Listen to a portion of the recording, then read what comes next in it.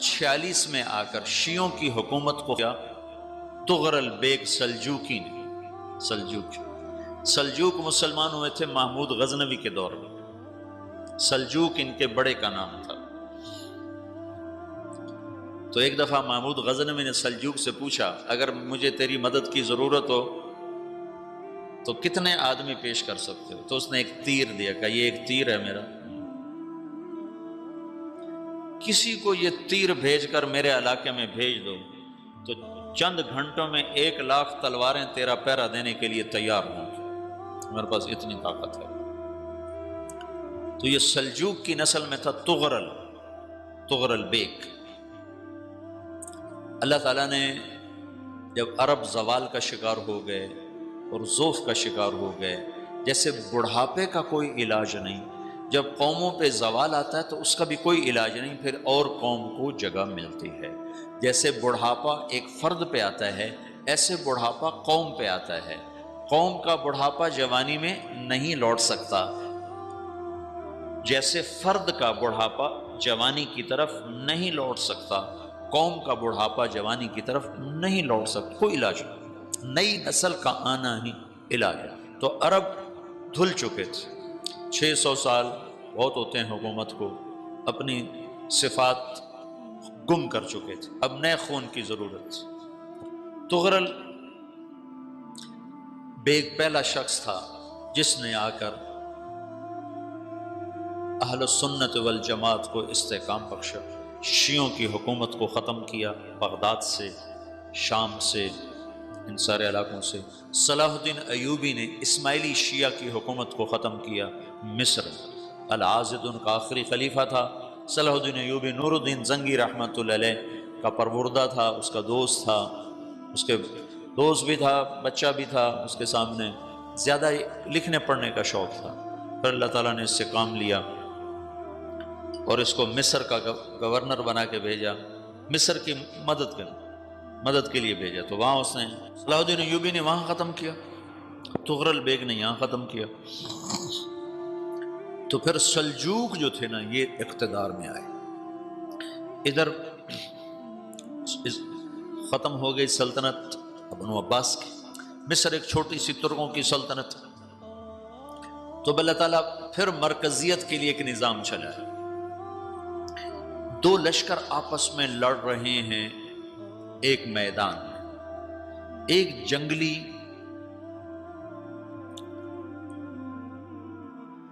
بدوؤں کا قافلہ، جنگل کے لوگ اپنے قبیلے کو لے کر، ایک جنگلی قبیلہ اپنے سردار کے ساتھ نقل مکانی کر رہا ہے ایک جگہ سے دوسری جگہ۔ اللہ کا نظام کہ یہ لوگ چلتے چلتے چلتے اس وادی میں پہنچ گئے جہاں جنگ ہو رہی ہے، دو لشکر آپس میں لڑ رہے ہیں۔ جب یہ وہاں پہنچتے ہیں تو ایک لشکر کے قدم اکھڑ رہے ہیں اور دوسرا غالب آ رہا ہے۔ ان کو نہیں پتا شکست کھانے والے کون ہیں اور فتح پانے والے کون ہیں، ان کو نہیں پتا۔ اس جنگلی قبیلے کے سردار کا نام بھی تغرل ہے، تغرل۔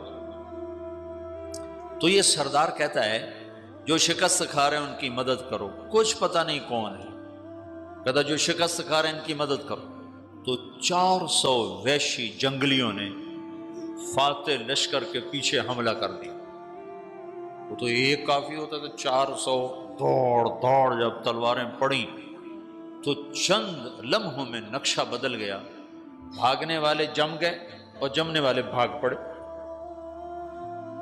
جب جنگ ختم ہوئی تو شکست خوردہ لشکر کے بادشاہ نے ان کو بلایا، اسے پوچھتا ہے مجھے جانتے ہو میں کون ہوں؟ کہا نہیں۔ کہا تو تم نے میری مدد کیوں کی؟ کہا انسانی ہمدردی کی وجہ سے، تمہیں شکست ہو رہی تھی اس لیے تمہاری مدد کی۔ اور اس نے اپنا تعارف کرایا، میں ہوں سلیمان سلجوکی، ترکی کا بادشاہ۔ مسلمانوں کا لشکر تھا اور تاتاریوں سے شکست کھا رہا تھا، تاتاری فتح پا رہے تھے، مسلمان شکست کھا رہے تھے۔ تو وہ اللہ کی غیبی مدد بن کر آئے تو وہ اس سے کہتا ہے میرے ساتھ رہنا پسند کرو گے؟ تم نے میرے اوپر احسان کیا ہے، میں اس کا بدلہ دینا چاہتا ہوں، میرے ساتھ رہنا پسند کرو گے؟ کہنے کا کر لوں گا۔ تو اس نے اس کو لے کر ترکی آیا، اور استنبول اس وقت روم کی حکومت میں تھا، اس سے فتح کیا اس تغرل کے آگے چوتھے پانچویں پڑپوتے محمد فاتح نے۔ تو یہ استنبول ہے، یہ ترکی ہے، بیچ میں ایک چھوٹا سمندر ہے، یہاں ایک جاگیر ہے۔ تو سلطان سلیمان کہتا ہے یہ جاگیر تجھے وقف ہے، ادھر سے رومی مجھے تنگ کرتے ہیں حملے کر کر کے، تو میرا دفاع کرتے رہنا، یہ جاگیر تیری۔ اس جاگیر پہ اس نے اپنے قافلے کو آباد کر دیا، اپنے قبیلے کو، اور ایک چھوٹی سی حکومت بنا لی، جو ایک صوبہ سمجھو سلمان سلجوقی کا، وہ ایک چھوٹا سا صوبہ ہے۔ وہاں جب یہ رہ پڑا تو پھر یہ ایک شیخ کے بیت ہوتا ہے، وہاں شیخ طریقت ہے، ان کے یہ بیت ہونے جاتا ہے، وہ اس کو رات اپنے پاس ٹھہراتا ہے، تو ایک کمرے میں ان کو ان کا خادم ٹھہراتا ہے۔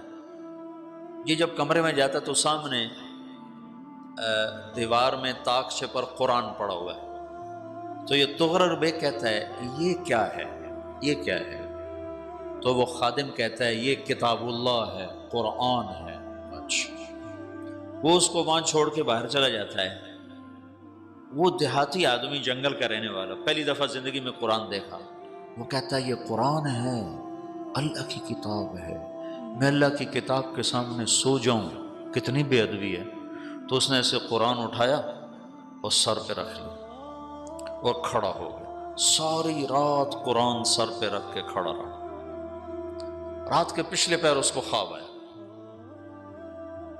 کھڑے کھڑے اس نے دیکھا کہ اس کی پشت سے ایک چاند نکلا اور شیخ کی بیٹی کے سینے میں جا کے اتر گیا۔ پھر اس لڑکی کے سینے سے ایک درخت نکلا جو پھیلتے پھیلتے پھیلتے 3 بر اعظم پہ چھا گیا، افریقہ پر، یورپ پر، ایشیا پر۔ پھر اس کی آنکھ کھل گئی، وہ کھڑا ہوا ہے، تو اس نے صبح یہ خواب اپنے شیخ کو سنایا، تو انہوں نے اپنی بیٹی اس کے نکاح میں دے دی۔ اس بیٹی سے ایک بچہ پیدا ہوا، تغرل بیگ نے اس کا نام رکھا عثمان، عثمانی ترک نام سنا ہوا، جو میں نے کل بتایا تھا کہ 1924 میں وہ خلافت ختم ہوئی۔ تو ایک بیٹا پیدا ہوا عثمان۔ عثمان نے پھر ایک نئی اسلامی حکومت کی بنیاد رکھی جو 1924 تک چلتی رہی، کوئی 800 سال یہ حکومت چلی۔ تو حکومت کا شیرازہ بکھرا، لیکن پھر جڑ جاتا تھا، اور وہ قرن اول والا جوڑ کبھی نہ پیدا ہوا، ٹکڑے بن گئے۔ ان ٹکڑوں میں اللہ لوگ پیدا کرتا رہا جو دعوت دیتے رہے، دعوت زندہ رہی۔ جو تربیت کا نظام تصوف کے ساتھ تھا، اب وہ تبلیغ کے ساتھ۔ 2 لشکر آپس میں لڑ رہے ہیں ایک میدان